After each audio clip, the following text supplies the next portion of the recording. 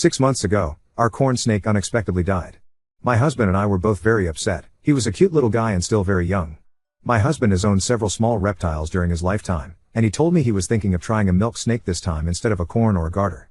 Instead, 2 months after our corn died, he came home with a baby Burmese python. Apparently it's always been his dream to own a Burmese. Not only am I pissed that he got something like that without consulting me, on the upside, where we live they are legal, but I had several reservations that have only grown since we've owned it. I have GAD and that thing triggers my anxiety like no other. When I was doing research about Burmese pythons, I kept reading stories about them killing pets, children, and even their owners. So now I'm freaked out and have barely slept for 4 months. This is made worse by the fact that my husband has no experience with large snakes, and the larger the python grows, the more it shows, and also by us having a cat. The other snakes we've had, our corn snake, and my husband's old garter snake, pose no threat, but now I constantly worry that the python is going to get out and eat her. I've taken to locking the cat in our bedroom at night, which interferes with our sleep since she meows and scratches at the door, and I constantly worry about her when she's home alone. I'll reiterate, this thing is fucking huge. He is already 6 feet long. I'm home more than my husband, so I have to feed it and change its substrates often. I hate doing both so much. Especially now that he's graduated to eating rabbits and pigs. I honestly think that since my husband bought him without consulting me, that caring for it should be his sole job, but I'm not going to let it go hungry or live in its own waste out of pride. I honestly don't think we'll be able to give this snake the best quality of life, which I think is essential for all pets. He's getting too big for the tank he's in, which is his third since we've gotten him, and I don't think we have the room in our house for the enclosure my husband wants to build him. His food is very expensive and eating into our savings, but it's what he needs, so we can't downgrade. The python does not deserve to live in a tiny space and eat inadequate food because my husband wanted one as a kid. At the same time, it's a good possibility it could eat us out of house and home. I don't want kids while we own a python, and these things can live up to 20 years. I don't want to never have children, which I've dreamed of, because of a python. Because of all these reasons, but especially the ones about our cat and its quality of life, I think we should rehome the python, preferably to a wildlife sanctuary or something. I've gently brought all of this up to my husband, how much mental anguish it causes me, how worried I am for our cat, how the snake is unsustainable, and all he's done is tell me to get over it, accuse me of not caring about his happiness, and tell me I'm being prejudiced against animals that aren't cute and cuddly. None of this is true, not even the last accusation. I liked his smaller snakes a lot. How can I communicate productively with my husband about this issue? He already loves this snake, and I think that's getting in the way of him seeing reason. Update 1. Now, I just want to say at the beginning, so what everyone wants to hear is heard. The snake is gone and my cat is alright. Here's how it happened. Thursday night, while I was replying to people in my post, several people suggesting talking to my husband's friend, who owns Burmese pythons, is an experienced reptile keeper, and could be a huge help. I was too blinded by the situation / my own anxiety to even think of that. I messaged him on Facebook Thursday night and told him the situation.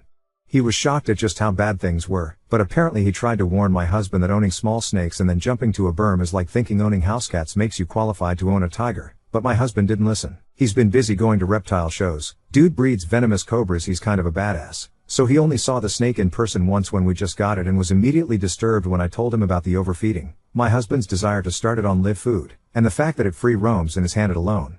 He told me he'd come over the next day, Friday, and give my husband a real talking to, as well as do anything he could to help us rehome it. I decided I couldn't live another day in the house like that, and neither could my cat, so Friday morning I moved out to my mother's while my husband was at work. It was a bit sneaky, but I knew that if I tried to leave while he was home he'd try to convince me to stay. I called him on his lunch break though and told him I'd left until the snake was gone. He was very upset, but started accusing me of being so petty as to let a snake wreck our marriage. I had nothing productive to say to that, so I told him I'd talk to him later. Well, my husband's friend was so angry at what he saw of the snake that when he got to the house when my husband was home from work, he gave him the tongue lashing of his life, and told him in plain terms that now that he saw how woefully inadequate we were as big snake keepers, there was no way he was going to let the snake stay at our house. Being yelled at really affected him. When my husband drove over to my mother's to talk to me, he looked like a kicked puppy. He broke down and told me that he loved me, that he was sorry for the hell he'd put me through, and that it had taken having reason yelled to him by an expert for him to really see what was going on, and that he understood now that the snake could no longer live with us. I know that at that point that the sorrow he felt was due to having his snake taken away, not of real understanding, not yet. So don't worry, he's not completely off the hook. It was cathartic to hear though. His friend contacted a herpetology society he works with regularly, and then a member of that society whose specialty is rehabilitating snakes that irresponsible pet owners get and then mistreat on his ranch. So Snake went yesterday to this guy's ranch, where he'll be fed the right food, and go on a diet, apparently, and live in a space big enough for him. My husband and I have talked a lot about this, and he acknowledged that his fervent desire to fulfill his childhood dream made him careless and selfish, that he wasn't trying to be malicious towards me, but he just wanted the snake so badly he'd do and say anything to keep it. It still seems like, though, that he hasn't learned, which I'm not expecting this early but is still a mite disappointing. He talked yesterday about getting a ball python and I put my foot down. I don't think we should get another snake for a long time. On Sunday I sat him down and asked him to tell me the truth of how he got the python, because walking into a pet shop for a milk snake and just finding a Burmese was sounding more and more implausible the more I thought about it. He admitted that he arranged to get one with a breeder online while he was telling me he wanted a little snake, meaning he was actively lying to me. This breeder is also a state away, meaning my husband participated in something illegal when he met up with him to get it, since transporting Burmese pythons across state lines is against the Lacey Act. I'm very angry about this. I'm upset about his lies, and I'm upset that he blew me off for months. He admitted he lied just because he knew I'd say no, which shows such an immaturity that almost disgusts me. I'm upset that he broke the law. I'm upset that he only listened to what I told him when it came from someone else. Apparently he's been having a quarter-life crisis that he didn't tell me about, because he feels that he should have accomplished more with his life at 26. He never went to college. I feel sympathy for him with that. But that's no excuse to treat me badly. I moved back home with Kitty last night, but our marriage is in severe jeopardy right now due to the lying and the lack of respect my husband has shown me. But I made vows to stick with him and I don't take those lightly. We're going to be getting counseling, which I hope will make him really see what was wrong with what he did, rather than a knee-jerk response to being in trouble, so to speak, and will strengthen us. If not, well, I'll have to consider my options. Update 2. Hi, I'm back. The snake is still gone, but I guess I'm coming back out of desperation. People messaged me wanting to know how I was doing anyway. On the surface, therapy has been going well. My husband has been doing everything right. He's been contrite, open-minded, and treats me like a princess at all times. I can tell at home that he's making a conscious effort to listen to my opinions and thoughts, and incorporate our therapist's suggestions into our lives. I feel like the hugest bitch saying this, but I don't think it's enough.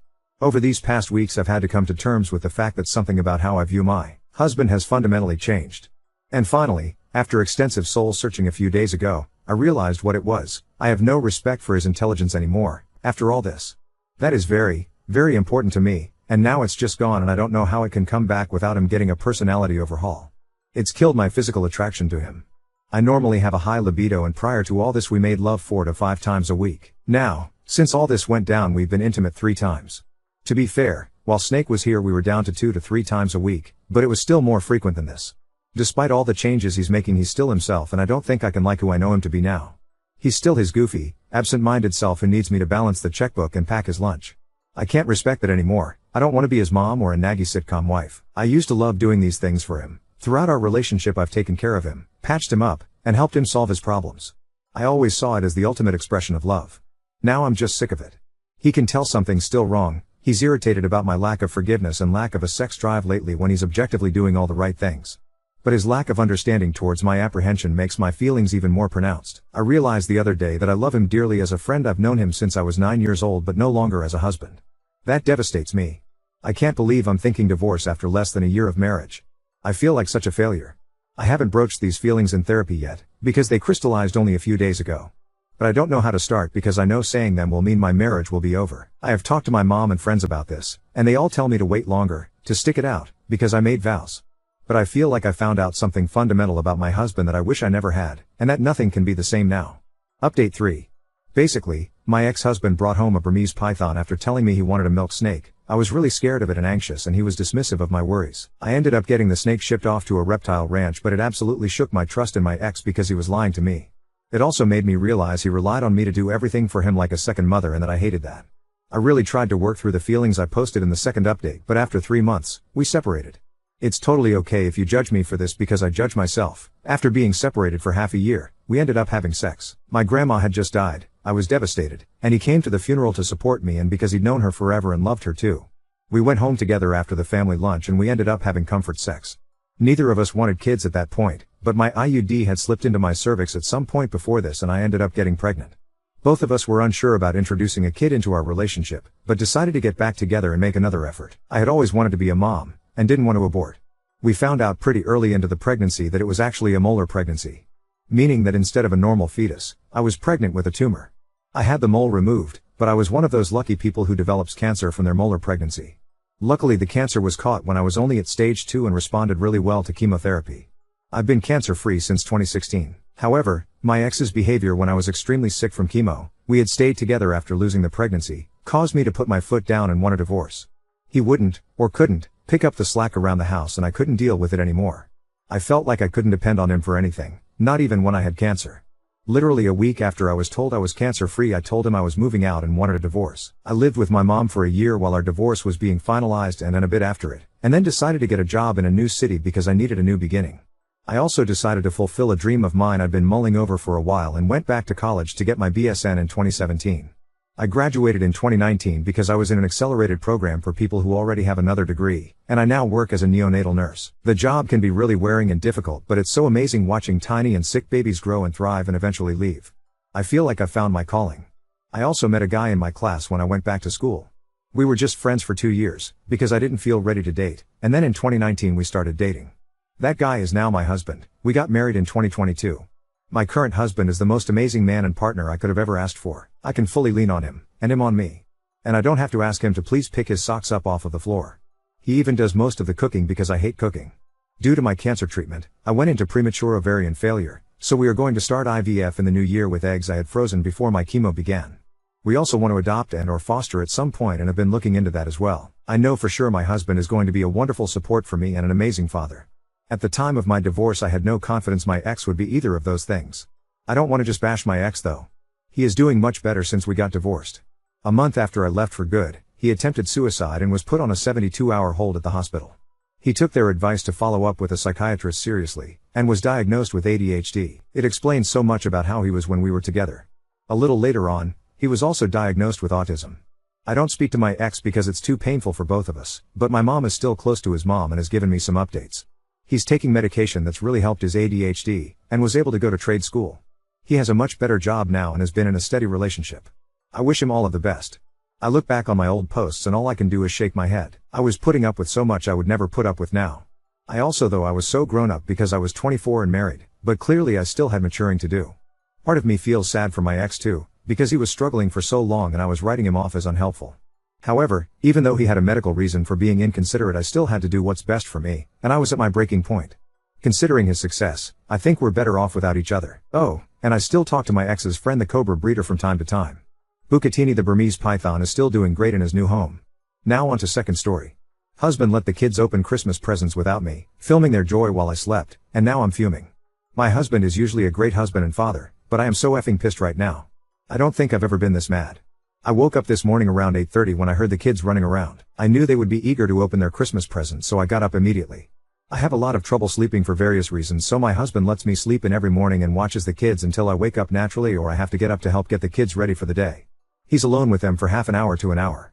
He knows what time to wake me up if I oversleep. So I come into the living room and there is wrapping paper everywhere. All the presents are already unwrapped and the kids, 5 and 7, are playing with them. I immediately started crying and walked back into the bedroom where my sadness also turned into anger, and I started screaming like crazy. I am so mad. I spent so much time thinking about what to get the kids, ordering it or driving around to find it in the stores, wrapping them and everything, and I feel like I was completely deprived of the joy of seeing their faces when they open their presents, which is one of the best parts of Christmas. My husband said he videotaped it. I screamed at him why he either couldn't make the kids wait, or he could have just come and woken me up. He just said I never wake you up in the morning. I said it's fucking Christmas morning. You didn't think I wanted to watch the kids unwrap the presents, and I called him an asshole. He just said sorry. He didn't say I overreacted. I'm really hurt right now and I don't even know how to get over it. I don't feel like doing anything Christmassy today. I'm so disappointed in everybody. I guess this was more of a rant to get this off my chest, but you can certainly tell me if I was the asshole or not. Also, if you have any suggestions on how to mediate my hurt feelings, that would be really great. I hope you all have a Merry Christmas. Edit. People seem to think that I cried and screamed and cursed in front of my children. I did not. I intentionally went into the bedroom to have a good cry. I wasn't expecting to get so angry that I was screaming. My husband heard me and came into the room, so yes, I did scream at him and I did call him an asshole. I wish I had the same self-control as so many in the comments that can control their strong emotions. Commenter, info, your kids are 5 and 7. This isn't your first family Christmas. What has happened on previous years? I'm assuming you didn't sleep through them? Oop, this has never been an issue before. In the past, I was either up when the kids were up or they waited to open the presents, so I didn't think it would be different this year. I have asked him periodically if he resents me for not sleeping well at night and therefore not getting up as early as he does in the morning. He has reassured me every time that it's not a problem. He only needs about 7 hours of sleep, so he's awake before the kids are anyway, He knows I have chronic pain and I have a hard time falling asleep and staying asleep. I don't sleep in every day, but most days he is with them for 30 to 60 minutes by himself. Commenter, I have a question. My mom has your issues also did most my life. Are you on a lot of meds to help with it? Oop, I had my first herniated disc 10 years ago and have had back pain ever since. Did a lot of PT, tried all kinds of treatments and injections and nothing has really helped. I herniated my disc again properly a month ago and have been on painkillers ever since. I had to go to the emergency room on Monday because my pain was so bad and the pain meds I had weren't cutting it. They gave me oxycodone and prednisone, but I'm not gonna blame my emotional outburst on the meds. I was just really hurt. It's easy for people to say to take care of yourself, but when you try everything and still nothing works, it's really frustrating, isn't it? Update 1. So here is the very anticlimactic update. My husband and I were cordial with each other throughout the day. I spent most of my time hanging out with the kids, admiring their toys, playing games with them. My husband helped them with Lego assembly. We had snacks, I made dinner, we drove around looking at Christmas lights. I talked to the kids about opening the presents, and my older one apologized for not waiting for me, but he was just so excited and had to open them right away. I told him it was okay, but maybe next time we do it differently. When the kids went to bed, I talked to my husband about what happened and he apologized, saying that he just didn't think about it. He was busy with a project when the kids came downstairs around 8 a.m. He wasn't quite done yet and they really wanted to open the presents. He wanted to make sure everything was safely put away and he couldn't hold them off any longer, but really wanted to let me sleep. That's why he videotaped it so I could watch it later. I asked him how he would feel if the roles were reversed and he said yeah, that would suck. I know I messed up. Dad brain. Obviously, I forgave him. We have a strong marriage and can figure stuff out together. That doesn't mean that we don't have feelings or need to suppress them. I apologized for yelling and calling him an asshole. He says he understands why I reacted the way I did. I asked him if the kids heard me yell and he said no, they were busy with their toys and you can't hear stuff from up there down here anyway. And we already have a plan for next year. Our kids always get one present from Santa and the rest, they know, are from us or the rest of the family and friends. The gifts from Santa will be placed under the tree and they can open them at their leisure. The rest of the gifts won't appear until everybody is present. Thank you to everybody who had reasonable input. And while there were some intense, strange, and even downright rude comments, I appreciate all the kind words I received. There are still people out there who try to make the world a better place.